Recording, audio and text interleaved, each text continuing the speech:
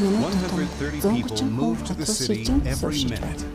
Энэ нь 220 мянга жилдээ 70 сая хүн шилжиж байна гэсэн үг.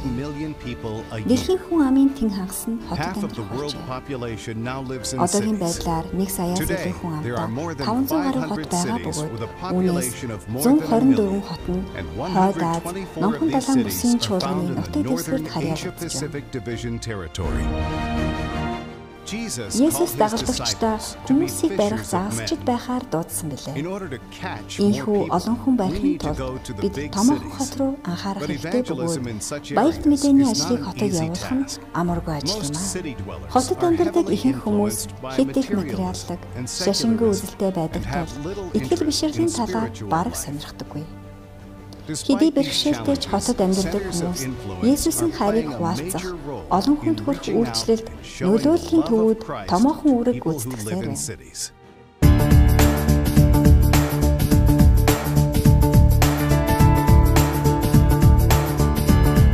Өмнөд Солонгосын Сөүл хот бол 10 илүү сая хүн амтай томоохон хотуудын нэг юм. Сөүлийн аялал жуулчлал худалдааны төв болсон Жонгрод Сөүл хотын төгсөнд байрлалтай. Сөүлийн төгсөнд ойролцоогоор 600 хүн хамрагддаг бөгөөд 7 хоногийн өдрүүдэд олон нийтэд зориулсан нөхөрлөлийн ресторан нээж ажилладаг байна. Төрийн байгууллагын ажилчид болон бизнес эрхлэгчид сүмийн энэхүү ресторанд өдрийн хоолоо идэхээр байнга ирдэг болжээ. Үйлчлүүлэгчид ам дамжсаар энэхүү ресторанд эрүүл, ам чанартай хоолоороо олон тамирчид өдөрт 200 илүү хүнд үйлчилдэг болжээ. Сүмийн энэхүү ресторанд сайн дурын ажилчдаас гадна үндсэн 6 ажилтан ажиллаж байна. Сүмийн байрны тухайн газар хүмүүсийн цуглах тусдаа нөхөрсөг, тогттой газар болсон төдийгүй төгсөгчдийн уулзалт, адвентист бус пасторуудын уулзалт цуглардаг газар болжээ. Өглөөний хуйлд ажиллаа дуусгаад сүмийн пастор Пак Санки ресторанд очиж үйлчлүүлэгчтэй уулзсан. Ресторан ажлуудаар олсон орлогын тодорхой хувийг ядуучуудад туслах сайн санааны үүсэг зориулдаг байна. Мөн шабаатуудад өндөр наснуудыг хооллоход дээр хооллохоосоо хэрэгэлдэг. 7 хоног бүр ойролцоогоор 300 гаруй өндөр настан сүмийн хүндэтгэлийн цуглаанд оролцож сүмээс өгдөг өдрийн хоолыг дуртаяа иддэг байна. Ийхүү өндөр наснуудад тусалсаар өнгөрсөн жил 40 гаруй хүнд усан баталгаа хүртээжээ.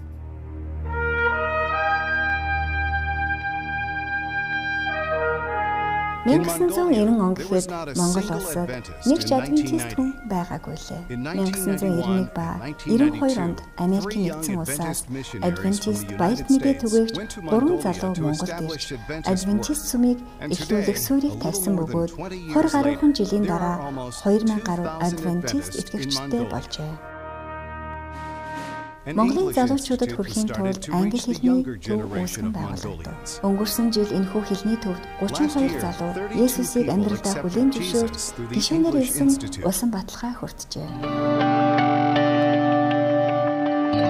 Хойд Азийн улс орнуудад хүн амын наслжилт өндөр болж байгаатай холбоотой ажиллах залуу хүчний урсгал гаднаас их хэмжээгээр орж ирж байна. Гаднаас цагаачлан ирж байгаа ажилчдын хувьд шинэ соёл орчин дасгал амаргүй байдгийг ойлгож Хойд Аз, Номхон далайн бүсийн чуулганаас Солонгосын Ансан хотод олон үндэстний гэр бүлийн үйлчлэлийн төв байгуулж одоогоор 760 мянган хүнээс 150 мянган гадаадын хүмүүс байна.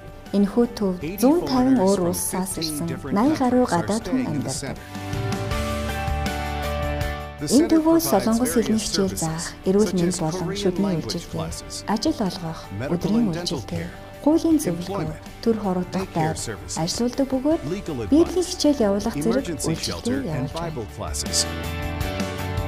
Цагаач ажилчдад сайн мэдээ хуваалцахын тулд тус төвөөс саяхан олон улсын хөл бөмбөгийн аврах шалгаруулах тэмцээн зохион явууллаа. Энэхүү тэмцээнд 12 орны 1000 илүү хүмүүс хамрагджээ. Хүмүүс энэхүү хөтөлбөрт идэвхтэй оролцож, Христэд итгэгчдийн нөхөрлөлийг илүүтэйгээр мэдэрлээ. Уг төвөөр дамжин 145 цагаач ажилчид ба тэдний гэр бүлийн гишүүд усан баталгаа хүртсэн байна. Христийг хүлээн зөвшөөрсөн олон хүн нутагтаа буцаад Есүсийн талаар хуваалцсан. Джон Лини бол Хятадаас ирсэн эмэгтэй. Солонгост байхдаа энэхүү олон үндэсний гэр бүлийн төвд ажилладаг пастор Джон Жи Хүнтэй уулзжээ. Тэгээд хятад руугаа нутаг буцах болсон байна. Түн удалгүй пастор Джон хятад руу баярт мэдээ түгээгчээр илгээжээ.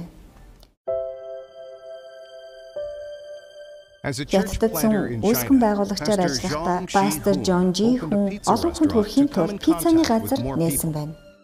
Бурхны замчилсны дагуу яг тэр хотод Солонгост байхдаа пастор Жонтой уулзаж байсан Жан Лили амьдардаг байжээ. Пиццаны газрын нээлттэй хийсэн тэр шинэ үл мэдэгдэх шалтгаанаа шалжжээ. Пастор Жонд гар гарсантай холбоотой асуудалд Жан Лили тусалжээ.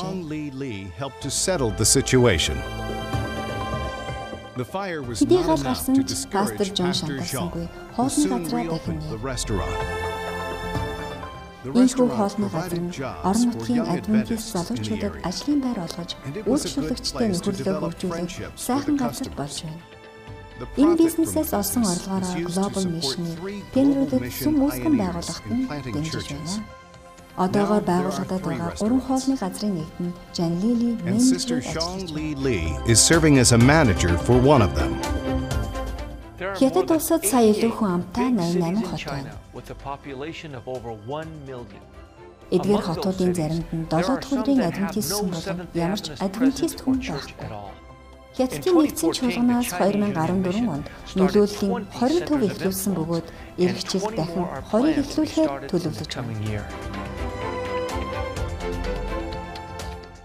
Япон бол дэлхийн хурдтай насжижгүй улс орнуудын нэг юм.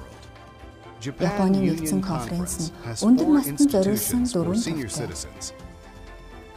Хигаши Куруме асрах байрны ажилчид өндөр наснуудад анхаарал халамж тавьдаг. Тэд ойр орчны айлуудаар очиж гэрийг нь цэвэрлэж, юмыг нь угааж өгөх төдийгүй хувийн эд зүйлсээ арчиж тогтоход нь туслаж хайр халамжаа хуваалцдаг байна. Онцгой асаргаан суулгаа шаардлагатай хүмүүсийг асрамжийн газарт бас хүргэж өгдөг. Асрамжийн газарт библи судлал явуулж хамтдаа залбирах боломжтой бөгөөд энэ үйлчлэлийг явуулах пастортай. Тайваны адвентист тэмдэг нь Тайваны нийслэл Тайпей хотын хөл хөдөлгөөнтэй дүүрэгт байрладаг. Ойролцоогоор 1735 амбулатороор үйлчлүүлэгчид болон 172 хитэн эмчилэгч өдөр бүр үйлчлүүлж байна. Уг эмчлийн өвчтнүүдэд үйлчилдэг пасторууд байхаас гадна эмнэлэг маань иш бүрэнд хоноглогдсон тул хүмүүсийн анхаарлыг илүүтэй татдаг. Янз бүрийн орчин нөхцөл бүрээс ирсэн адвентист бус олон хүн манай эмнэлгээр үйлчлүүлдэг. Сайн мэдээ бид зөвхөн өвчтөе хүмүүст хуваалцахаас гадна эрүүл хүмүүст бас хүргэх үүднээс эмнэлгийн 7 дугаар давхар фитнес төв нээлттэй. 7 хоног бүр 900 илүү хүн үйлчлүүлдэг. Хойдоос намхан далайн бүсийн нутаг дэвсгэр нийт 120 илүү нөлөөллийн төв байна. Нөлөөллийн төвөөр дамжин нийтдээ жил 5 илүү сая хүнд хүрч байна. Бидний амьдарч байгаа постмодерн энэхүү нийгэмд Христийн тухай сайн мэдээг сонсох олон хүн ялангуяа томоохон хотуудад хүмүүс хэд шашингүй үзэл, материализм, шашингүй үзэл давтсаар. Ерөнхийдөө хүмүүс Христийн шашныг үл сонирхож байна. Эдгээр хүмүүст бид хэрхэн яаж мөнхийн баярт мэдээг хүргэх вэ? Хойдоос намхан далайн бүсийн чуулганы нутаг дэвсгэрт олон төрлийн нөлөөллийн төв байгуулсан бөгөөд цаашдаж илүү олныг эхлүүлэхээр төлөвлөж байна.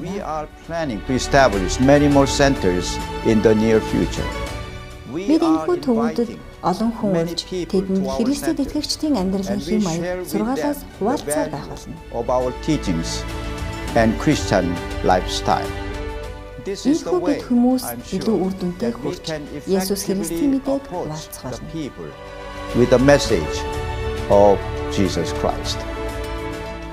Нөлөөллийн эдгээр төвүүдийн гол зорилго нь материалдық, шашингүй үзэлтэй болсон энэ үеийнхнийг сүмд ирэх сонирхолтой болгох үүднээс хүмүүстэй уулзаж тэдний хэрэгцээг ойлгон мэдэрч Христийн анхны мөнгийг хуваалцахад оршдог. Хойд Аз намхан далайн бүсийн чуулган нь нөлөөлийн төвүүдийг дэмжиж, тэдгээрээр дамжуулан томоохон хотуудад сүмээ үүсгэн байгуулахын төлөө байнга ажиллах болно.